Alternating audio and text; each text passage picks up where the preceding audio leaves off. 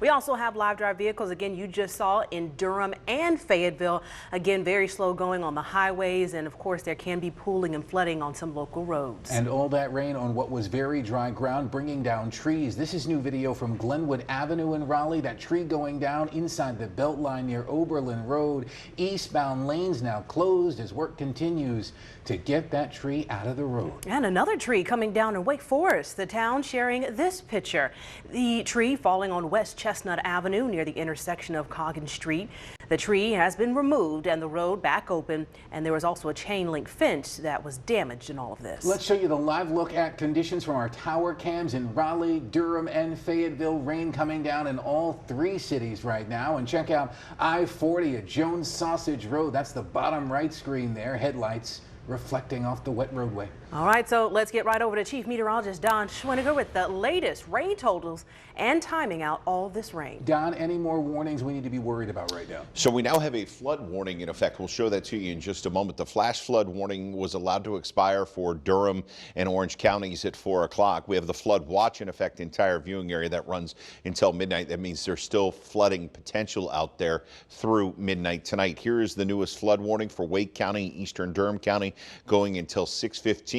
This just means that there's all that runoff from the rain throughout the day, so it won't be flooding quickly, but you may see areas flood still through 6 o'clock with all of the runoff. Let's talk about the rain that's out there. Live look at first alert Doppler, some thunder and lightning down in Sampson County. We've had some thunder and lightning today, but no severe storms. All of this continuing to work up to the north. Let's switch modes on the radar for a second. These are rainfall estimates, and where you start to see the oranges and reds, those are areas that we're actually seeing 3, 4+ inches. But let's go down in here to Sanford. See this dark red area right there? 7.1 inches Doppler radar estimate. And sometimes Doppler radar can be a little over the top and give us a false estimate. I don't think this is false, and here's why. We're hearing from you, the viewers, and our big weather pick, this one coming to us out of Sanford. Don Keister snapped us of his rain gauge almost 7 inches, and so that goes right with that radar picture as we continue to see the heavy rain fall. Live look again, back to Doppler radar, those heavy showers up north, the thunderstorms down south. All of this will work through as we head through the evening. Your first alert predictor forecast model shows the shower starting to lessen a little bit through 6, 8 o'clock tonight. There'll still be rain around though through midnight. That's why that flood watch stays in effect as we go through the overnight. The showers shut off across the triangle. There'll still be some eastern showers tomorrow morning, and then as we head through the day, still a chance of a shower firing in the afternoon before it all clears into Saturday evening, and then the heat returns, and it's about to get a lot hotter around here over the next couple of days. We'll talk about that in just a bit. Live look on our Pendo Skycam looking into downtown Raleigh. Cool 75 after feeling like it was 110 earlier this week. At least the rain has brought some relief from the heat. Mid 70s across Wake County from Knightdale to Apex, 74 in Holly Springs. A look at your evening ahead. Showers around and the temperatures holding in the mid to upper 70s all night long. Rain chances going down a little bit as we head through the evening. We'll talk more about the rain that's out there and a first alert to that heat pouring back in. Triple-digit temperatures moving back in next week in your 7-day forecast. Coming up in just a bit. Bianca?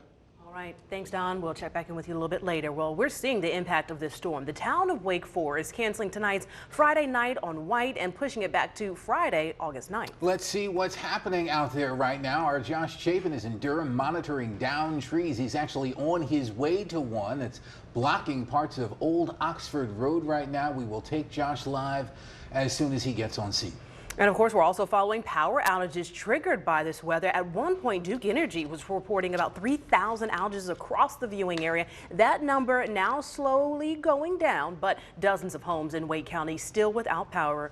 We're going to check in with Cindy Bay right now, continuing our team coverage in one of those neighborhoods in Northeast Raleigh. So Cindy, where are you and what are you seeing out there right now in the neighborhood?